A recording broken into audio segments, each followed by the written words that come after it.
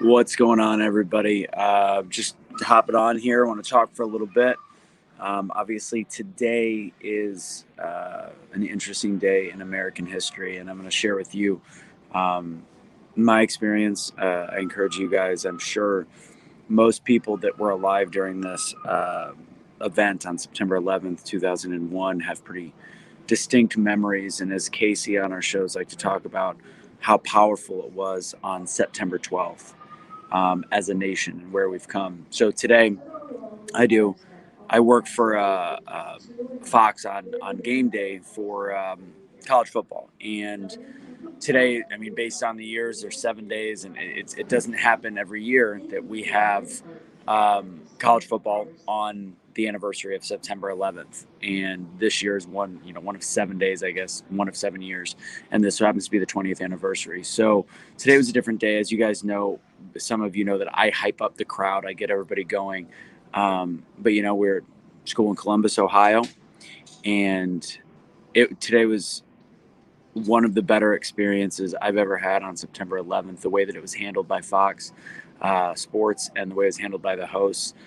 Brady Quinn does a lot for he does a lot for veterans, and there was they led in with a really touching piece. And beforehand, I had the weird duty of ramping the crowd up to get everybody there, and then ramping the crowd down for the video. And I take some time to remember my experience from September 11th, and it's such an odd day because much like slightly older generation with John F. Kennedy the day that he got shot, this is similar, but we at that time had more TVs, more access to information, the internet. We didn't quite have smartphones yet, which is interesting to think about. Just 20 years ago, we didn't have the smartphone. I encourage you guys to share this before I really get started with my story and what happened today, the negative experience of today, and the greatly positive experience as well. But go ahead and like this, share it out. Um, today's it's a Saturday. We have fun on Saturdays, and it's also a day to remember what was one of the darkest before dawn days in the history of the United States, while we're in one of the darkest periods of the United States. No, I'm Kim. I'm not under the weather. I yell on Saturdays for my job, and I get the crowd hype for 3 hours straight. So I'll sound just fine tomorrow, maybe the next day. Um, this comment today will never be forgotten for those who love this country. So I talked to it's half college students, half alumni. We had military there. We had ROTC. We had a bunch of people, and it was my one time where I get to get off of the topic of like, let's get ready, let's get nuts, let's yell OHIO, all that stuff. And if you can't tell, I'm at the airport headed home, so that's And I was able to talk to a bunch of college kids, and I wanted to see their reactions, and I wanted to restore my faith in this country and young people. And ultimately, it's almost like I see the tide turning in college kids. It's not about whether they liked Biden or whether they like Trump. It's just having that mentality of liking and loving the country that they're a part of. So I got to talk for 2 or 3 minutes to them and talk about how, these kids going through college right now were not alive yet on September 11th. And I was in college then. So that's crazy to think about. And ultimately, I stressed to them the importance of September 12th, and the fact that as a country, we have to look at it. We had fans there from Oregon and Ohio State, and I said it's not about if you're rooting for Ohio State when this game is over, or if you're rooting for Oregon, or what political side you're on. It's about the fact that we are neighbors, we are fellow human beings, and I can't imagine not being able to realize that the powers that be right now are wanting us to their rhetoric is their lack of science and rhetoric is just asking to tear ourselves apart. And when I looked at the young people and the older people that understood with me, and as I talked about it, people in this country college students want to be patriotic. They want to love the United States of America. It's like we just have to find a way to make it cool again. Honest to God, the marketing campaign that they're doing to tear us apart is brilliant, but there needs to be a better marketing campaign to just instill that pride. For 3 minutes, we watched a video up on the jumbotrons, and watching the kids' faces that were not even did not have the emotional draw. It's like they were there in that moment. They were in that moment like Robin and I were in, college classes. I was going on my first break of the day at the school that I went to. And it's depressing to think about where we were on September 12th and to where we are today. And how do we get that back? We get that back by just loving our country and not shutting up about our love for the country, not necessarily being hateful to people, but just talking about how great this country is. If you don't like this country, tell me what's so difficult, what's so bad. There's nothing that's going to be perfect. I had a good friend of mine that got pulled over by police. You know how I feel about police. I'm incredibly positive. I think they're one of the most important things in our society, and he got a raw deal by a crappy 25-year-old cop. Does he hate the police because of it? No. It's a crappy situation. But I think and we don't want anything bad to happen to this country, but there's got to be something that galvanizes us. And, as you look at what happened a few nights ago with, to me, one of the worst speeches in American history by a president, people started galvanizing. Like with Afghanistan and then that, people were done realizing that our country was in peril. And it's not about the fact it's in peril because Biden supporters. We're not like, oh, you're destroying the country, kind of like what has happened the 4 years before. We were literally looking at it as we don't like what's going on in the administration, and we think that it's destroying us because it's tearing us apart. It's pitting us against each other. And being able to see that was great. What's interesting, for the first time, we were the vocal majority speaking out and saying no, and people were standing up for us. And then slowly but surely, the people started speaking out the other direction. It was interesting to watch that wave because we've been the other wave. We've been the quiet wave that has a few people poking in.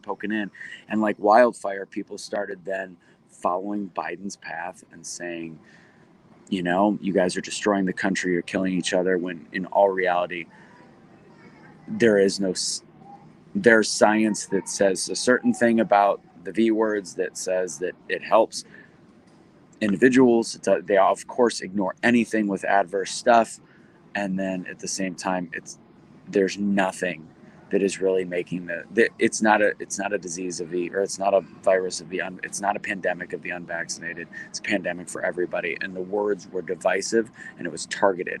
And if we can just remember from left and right, if we can just remember that it's got nothing to do with pitting ourselves up against each other. That's what they want. For us, there is no proper science.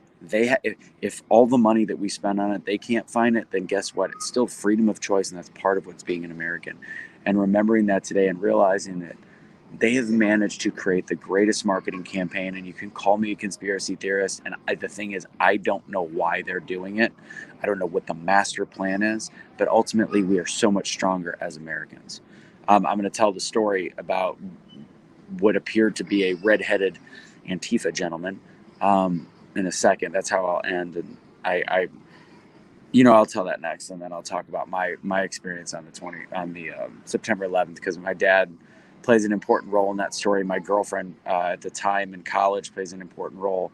Her dad was supposed to be at Windows of the World for lunch that day. It was super, super weird how we were tied to it, and I had family in Jersey. But there was a gentleman today. I didn't know what was going on until after, and this is that thing. They're smaller in number than the conservatives, like we talk about, and then they're bigger in number than the people that think they don't exist. So this guy came up. I found it very interesting. I don't know if he was local or not, but we're at an Ohio State game. It is all Ohio State fans. There was a decent percentage of Oregon for a out-of-state game, but 95 to 98% were Ohio State. And this guy comes up, big redhead, with just apparently the DJ said he looked like he was gonna be trouble. Came up. Oh, he had a blowhorn, like a megaphone, and he had a skateboard, which is like the universal sign for I'm Antifa, and also something he could use as protection. And he was about 6'3", 6'4". Came up during, I think it was right during the Tillman. There was a Tillman piece, and he he started chanting and the front area was all ROTC and veterans, and they had special wristbands, and they were part of the event. And he started yelling that September 11th was a hoax, and September 11th, all you military, you're serving for nothing. F America, stop with the USA chant, and he was just started quite the brouhaha. And I don't know who it was, but either security. I don't think it was the fans, but they got really upset with him. And when I looked over before I heard this story, he was already had some blood on him, etc. I really don't know what happened. And then he was videotaping, so of course he definitely had everything teed up. He was ready to start a fight. He had a skateboard with him for protection. He came talking trash. Came specifically in Oregon gear and had his cell phone ready to take video of people doing bad things back to him. And it's interesting to see, because as negative as that is, you assume right now that that's the bulk of this country, because that's all we see. It's not. It's the outlier that, honestly, who gives a crap about him? And seeing people stand up against him, it's like the vocal minority is so loud, mixed in with the vocal leadership that divides us and makes us think that one side is good, one side is bad, and turns everything political. We have to remember that's not the case. And like I said to those college students that had, they were hanging on my words, which was phenomenal. And seeing their faces just like well up with pride in this country and their flags, and they were excited. And then to go through each of the hosts, which was beautiful, watching Brady Quinn, Matt Leinart choking back words. If you didn't see the bit, it was on Fox. I'm hoping they at least show it or play it. But watching them have trouble composing themselves, including Rob Stone, it shows we still have a passion for this country. We still have a love for this country. We still have attention passengers.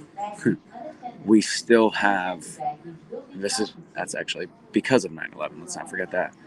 We still have a yearning to be together and to love each other as fellow countrymen and women. We want that so deeply, but we just keep getting triggered on these little things that make us imperfect. And the great part about human beings is we are imperfect. We have to remember none of that is perfectly going to fix. We're never going to get completely away from police brutality. We're never going to be able to end racism. Some people are just, their history is racist. But if we focus on the good people, continue to have whatever commentary we want on politicians. If you don't like Trump, you don't like Biden, explain why. And don't watch the media, the media spin on things. That's why I said the other night, watch all of Biden's speech, watch the whole thing.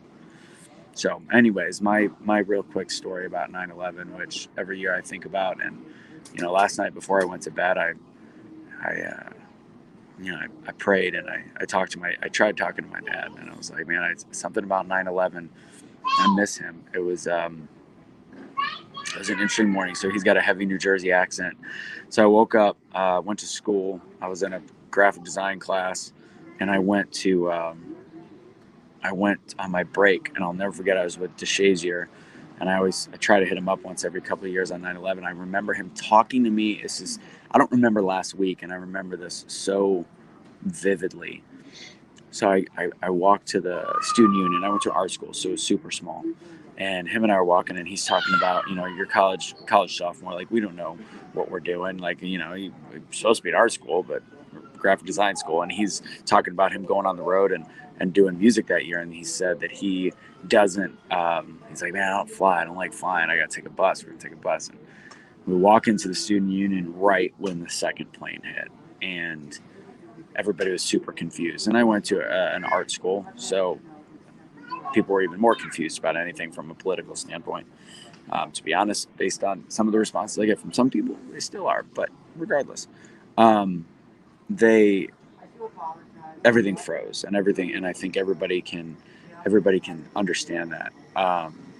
And that had something similar at that point. Everything froze, life froze, everything stopped, and we just sat there and watched TV for the 15 minutes. I went back and I started thinking to myself what was going on. I realized my girlfriend Bobby at the time, um, her dad, she actually, no, my ex-girlfriend, we'd already broken up. She came to find me. I said I was leaving my class. Everybody was like, what's going on? I'm like, every major university in the country and everybody that's at work right now has gone home to be with their families or just gotten away. Like, this is not where, let's get out of here. But again, liberal arts college, they're like, oh, it's fine. I'm like, okay, I'll see you later. The one time that they, had a ridiculously high work ethic. So anyways, I went to find her because she was apparently looking for me. Her dad was flying into New York and was supposed to have lunch at Windows of the World, so the top restaurant. That day he was supposed to have it, but didn't know at that time. Nobody can get a hold of him. I used to have a way, like back when like AOL, if you remember the like getting through, I could get through on lines. Like I had a really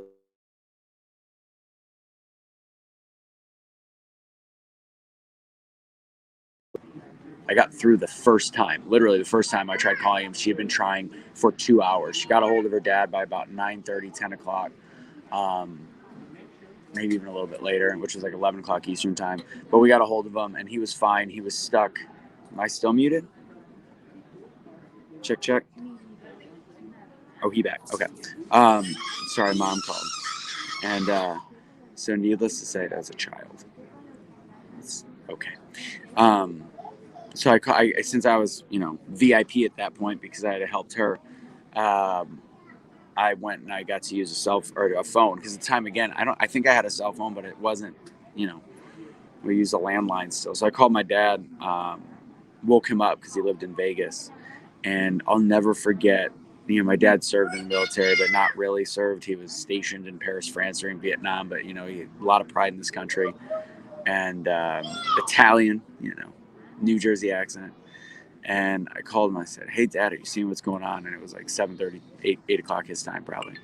And he's like, "What? What's going on?" I said, "Dad, some people flew planes into the World Trade Center." He's like, "What?" And he's from Jersey, so he's, "What the what? Who?" And it was like this disabled handicapped man who was blind was ready to go to war. Um, 60 years old, 70, I don't even know at the time, he was in his 60s. And it was that fire that, first off, today it makes me laugh. And it was just that personality of his. It's like, if he could be independent, at that point, he would do everything he could. And I feel like that's the energy we need. I know we don't have a ton of people watching today, probably people watching college football, not a ton of people watching this. But maybe the energy we need is that fighting spirit. And I know we talk about Cash and unite, don't fight. And I've talked to Cash, but it's fight to unite now. And it's not about fighting with other people. It's fighting for our country. It's fighting for our neighbors. It's fighting for that feeling we had on September 12th. So my message today is I had one of the best experiences I could possibly have watching what those guys did from Fox the live today with the football. The noon kickoff, they did a phenomenal job. Everything from the production to the actual guys talking about it and to what Brady Quinn does for veterans, it's phenomenal. And ultimately, just seeing those young people gave me inspiration that it's not over yet. The best is yet to come. And I think that in the end, what we have to turn ourselves around on is the tyranny of the media and of our politicians, right and left. I watched Trump's interview with Gutfield talking about the V word and freedoms, and it's at this point they all can be in the exact same bowl of bull crap. But who isn't is the people that are being force fed the information. So I will fight till my dying day for this country, for our neighbors, and continue to spread truth, information, listen to truth. I spent about an hour last night dissecting an article from Jay that he sent me one by one with data from the CDC. I'm not a doctor or a researcher. I'm smart. That's about it. And I look through these when people from even the CDC, media, etc., are presenting such skewed information and picking and choosing things, it's trying us hard. And I'm going to tell you, the article sent, or the research paper that he sent very specifically to give you information on why the data, when people say that it's 98%, 97%, notice there hasn't been any research out of August yet. And numbers are rising for the VED hospitalizations from every nurse we talk to. And fact is, I don't think so. Thank God. The information is through July. What's also interesting is every nurse I've talked to, 90%, it's about 11 out of 12 that I spoke with between doctors and nurses, there was no tracking system until the end of June in most places in terms of whether somebody was VED or unVED when they went into a hospital. So how do they have the exact data correct? And there is no asterisk, there is no footnote of the inaccuracy. So when people will throw that in your face, you can tell them that if you really go into the research articles, they are literally picking and choosing places like California, a couple other states that I saw that researched in there. They're handpicking their science. You can't handpick science. That's not how it works. No, in college there was no alternative national anthem. Anyways, guys, although a very somber day, 20 years, and here we are, and that's disappointing. We have to continue to fight for our country, fight for our loved ones, fight for the soldiers, fight for those that got yelled at today by some asshat in a megaphone, storming the Bastille, as we like to call it. Like, those people with the nonsense need to be shut up. And we can only do that as one nation, one country, strong, united. Yeah, it was. It was weird. And the great part about them playing it on the Thursday game, which I didn't really watch much of, even though it was the Cowboys, is they had Gronk's face on, and Gronk looked so confused at what was going on during it. That was something special. Anyways, guys, God bless. Share this video.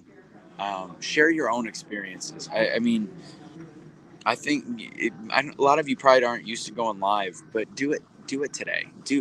Give your experience. Make that go viral. Make all these people do like a 9/11 challenge, which is share how much you love your country. Let's do that damn challenge. How does that sound? Meh. I'm a Dak fan. I think he's got a great heart. I've met him a couple times. Anyways, guys, that's all I got. Today's just such, and I'm always flying on 9/11. It's so odd, but sending you some love, guys. Go live today. Go tell your story about what you remember from 9/11, and tell your story about September 12th. Tell your story, and hopefully that will galvanize the country, galvanize your pocket of the country. Brent, tag me in it. You know what? Everybody, it's all 40 people watching right now. If you do a video, please tag me in it. I'll keep sharing. I'll share it. Talk about how much you love your country. I'm just going to share everyone's video today.